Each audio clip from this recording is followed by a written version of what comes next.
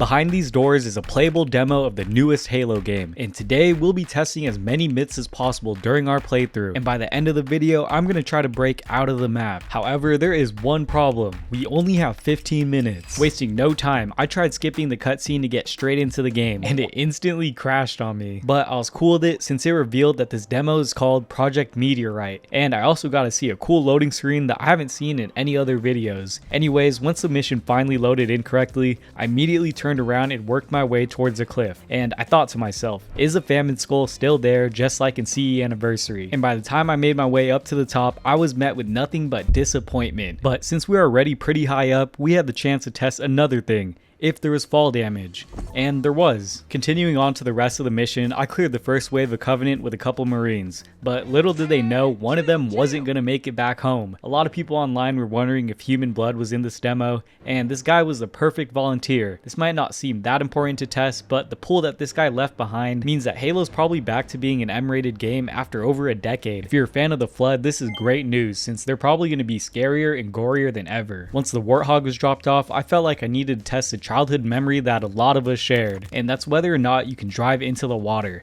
But sadly, I couldn't even drive out 10 feet off the shore without hitting an invisible wall. Hopefully they change this when the game releases, since honestly this isn't too hard of a fix. There's something about driving out and being submerged in the ocean that's crucial for the Combat Evolved experience. Next, I cleared the hallways right before the Golden Elite reveal, and on the way up, I started wondering if this build had any new movement mechanics. Turns out it does. Just like in Oblivion, you can actually spam jump your way up inclines, which might sound small at first, but trust me, it's gonna matter when we try to break out of the map later. I left the building and drove past most of the enemies since I only had 10 minutes left in my session. But while rushing through, I noticed that the overshields weren't on the beach or at the first hunter fight. But there's no doubt in my mind that these will be in the full release since we've had them in literally every main game besides ODST. When I got to the security room, you already know I had to check if the bandana skull was there, and I was shocked to see that the architecture and the ledge itself were completely different from the original. Like, you can just look and it's obvious that there's nothing over there. Yet for some reason, I was possessed by a wave of stupidity and attempted the weakest grenade jumps ever caught on camera. Disregarding the input delay and nerves, I just couldn't get the timing down, so I left defeated. Even the hunter felt so bad for me, he just let me through with no problems. I made it back outside and still couldn't even tell if grenade jumping was in the game. However, we needed to test it since this could help us break out of the map, and by the time I confirmed that it was in this build, the Halo Studios employee behind me said this: